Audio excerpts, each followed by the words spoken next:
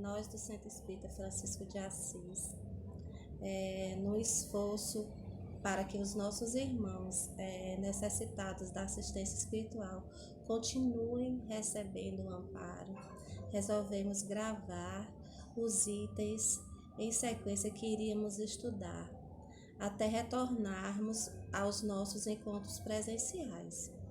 Esse é o primeiro de alguns momentos que vamos ter de gravação. Pedimos a compreensão de todos e nos sentimos muito felizes com aqueles que vão acompanhar esse momento. Nós sempre iniciamos os nossos encontros de estudos sobre o Evangelho à luz da doutrina espírita com a prece.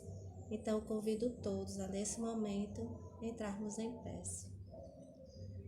Elevemos nosso pensamento a Deus e, nesse momento, agradeçamos a oportunidade de estarmos aqui reunidos. Te pedimos, Senhor, nesse momento, dificuldade no planeta, que nos dê força, coragem e que o Teu amor e a Tua bondade se faça presente em nós. Te pedimos, Senhor, iluminação para as nossas mentes e os nossos corações, para que o Evangelho da noite de hoje, Senhor, seja bem compreendido. Te pedimos, Senhor, a Tua presença amorosa entre nós, fica conosco hoje e sempre. E para iniciarmos o nosso estudo, como sempre, trazemos uma obra que dá um início para a gente já ir refletindo sobre o tema do Evangelho. Hoje iniciaremos o capítulo 11, amar ao próximo como a si mesmo, o item 1, maior mandamento. E a gente traz na noite de hoje um livro, uma mensagem do livro Caminho, Verdade e Vida, psicografia de Chico Xavier, de Emmanuel. A mensagem que nós trazemos para a reflexão inicial, antes de adentrarmos ao Evangelho, é a mensagem 41, a regra áurea. Amarás teu próximo como a ti mesmo. Jesus fala em Mateus, capítulo 22, versículo 39. Emmanuel começa com essa mensagem do Evangelho, com esse versículo do Evangelho. E ele inicia dizendo para nós: incontestavelmente, muitos séculos antes da vinda do Cristo, já era ensinada ao mundo a regra áurea, trazida por embaixadores de sua sabedoria e misericórdia. Importa esclarecer, todavia, que semelhante princípio era transmitido com maior ou menor exemplificação de seus expositores. Diziam os gregos: não façais ao próximo o que não desejais receber dele. Afirmavam os persas: fazei como quereis que se vos faça. Declaravam os chineses: o que não desejais para vós, não façais a outrem. Recomendavam os egípcios: deixai passar aquele que fez aos outros o que desejava para si. Doutrinavam os hebreus: o que não quiserdes para vós, não desejeis para o próximo. Insistiam os romanos: a lei gravada nos corações humanos é amar os membros da sociedade como a si mesmo. Na antiguidade, todos os povos receberam a lei de ouro da magnanimidade do Cristo.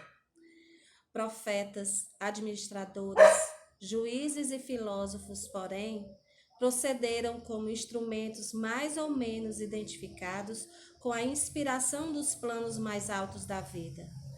Suas figuras apagaram-se no recinto dos templos iniciáticos ou confundiram-se na tela do tempo em vista de seus testemunhos fragmentários. Com o mestre, todavia, a regra áurea é a... Oh, meu Deus! Para! Taíla, essa fica contigo, tu edita aí, eu vou continuar, tá? Na atualidade dolorosa... Oh, meu Deus! Começa na antiguidade, tá? Na antiguidade, todos os povos receberam a lei de ouro da magnanimidade do Cristo. Profetas, administradores, juízes e filósofos, porém, procederam como instrumentos mais ou menos identificados com a inspiração dos planos mais altos da vida. Suas figuras apagaram-se no recinto dos templos iniciáticos ou confundiram-se na tela do tempo em vista de seus testemunhos fragmentários. Como mestre, todavia, a regra áurea é a novidade divina, porque Jesus a ensinou e exemplificou, não com virtudes parciais, mas em plenitude de trabalho, abnegação e amor, a claridade das praças públicas, revelando-se aos olhos da humanidade inteira. Essa mensagem de Emmanuel, no início do capítulo, amar ao próximo como a si mesmo, vem nos lembrar que antes mesmo do Cristo, o nosso governador planetário vir à Terra, ele já vinha enviando emissários que falavam da regra áurea, desse mandamento maior. Mas ele, quando se apequena, desce das grandes altitudes, das grandes claridades de onde ele vem, ele vem exemplificar tudo isso, porque muitos desses que trouxeram essas mensagens ficaram na mensagem, não fizeram como Cristo exemplificou, em praças públicas. Ele falou da lei de amor, das leis divinas para todos, para as grandes multidões, de um barco pequeno ao mar, ele falava para a grande multidão na praia. E esse exemplo é o que a gente vem começar, iniciar o estudo da noite de hoje. Lembrar a todos nós do nosso modelo e guia, que a doutrina espírita veio nos deixar claro, mais claro ainda, que temos nós um modelo e um guia, Jesus, que exemplificou, que trouxe para nós as lições de amor, que não são fáceis para nós, que caminhamos ainda aqui na Terra. Em tempos que vivemos como os de hoje, temos que cada vez mais sermos chamados ao testemunho do amor, e não do egoísmo, estarmos preparados para o que vier, Então, muito obrigada, e agora vamos na sequência, com o nosso amigo Edilson, a leitura do Evangelho e o seu comentário. Boa noite a todos, muita paz, fique com Deus.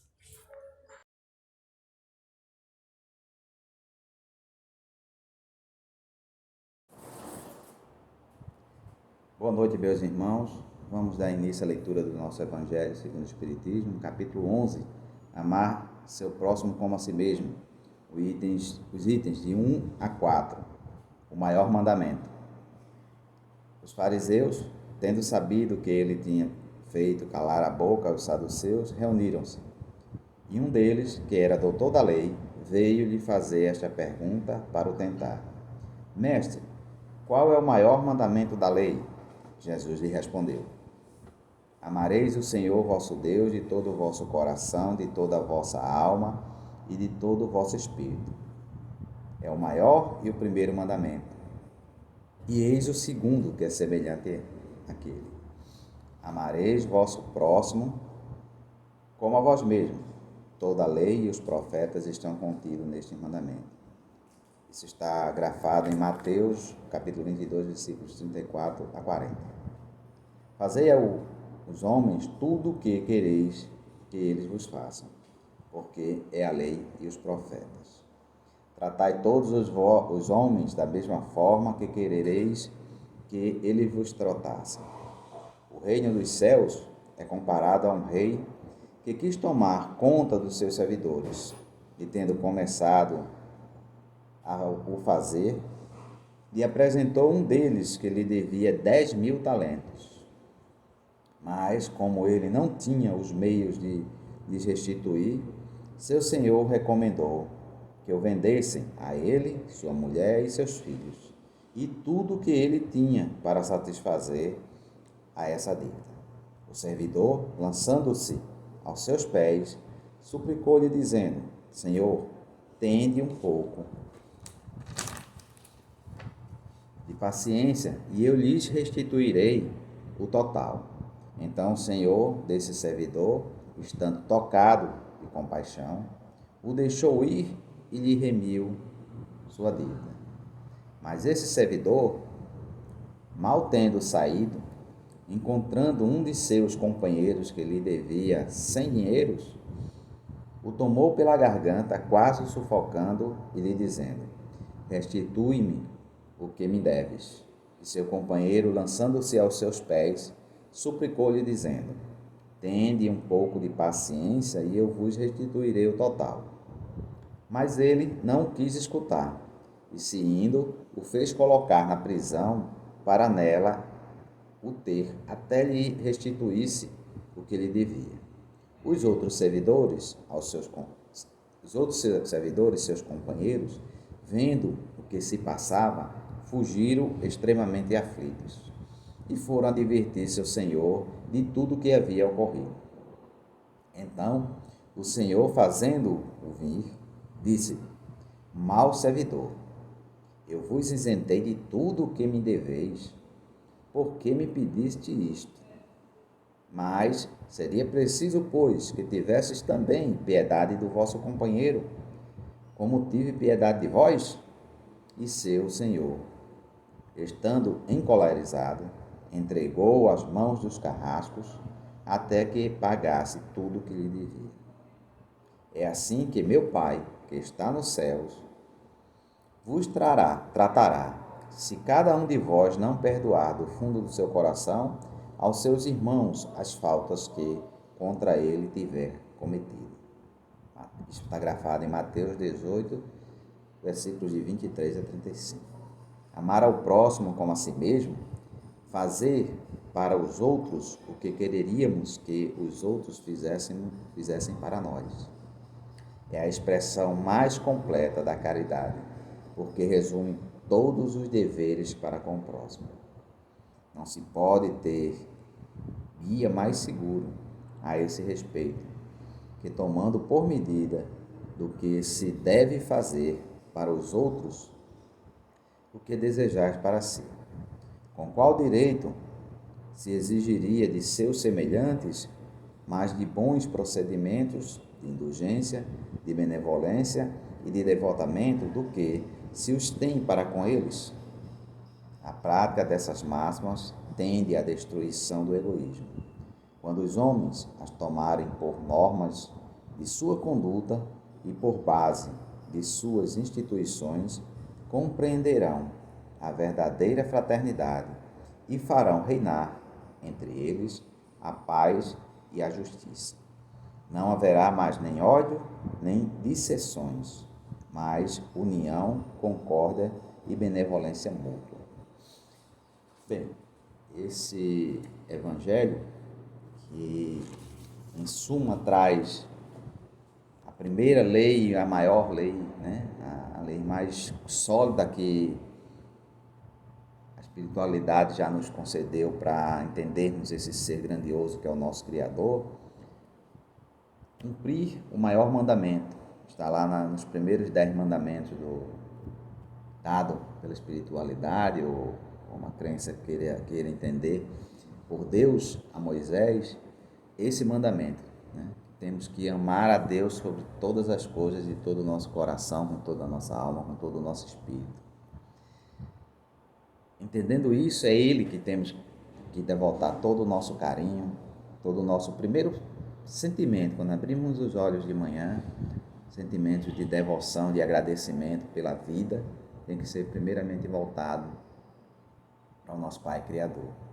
E Jesus reforça que esse sentimento tem que ser colocado também ao nosso próximo, aqueles que vivem conosco. Tem um entendimento profundo nessa mensagem de Jesus. Mas vamos nos focar principalmente ao que estamos buscando de conforto na casa espírita, no templo religioso em que nos coloquemos, buscando os lenitivos das nossas dores. E a leitura vem trazer justamente isso, interpretar a lei de Deus é o primeiro passo que a gente tem que fazer, que a gente tem que entender e colocar em prática na nossa vida, no nosso dia a dia. E como seria isso no nosso dia a dia? Observando nossos defeitos, os nossos vícios e tentando coibir a prática deles, tentando deixar de lado esses sentimentos de maledicência, de egoísmo, de inferioridade e buscando transformar esses sentimentos em coisas benéficas, em ajuda ao próximo, em sentimentos de indulgência, de benevolência, de tranquilidade, de serenidade, para que a gente possa, de alguma forma, nos melhorarmos espiritualmente, né? O Cristo disse: vós que estáis cansados e sobrecarregados, vinde a mim que eu vos aliviarei. E em momento nenhum ele disse que ia carregar o nosso fardo, ia carregar a nossa cruz.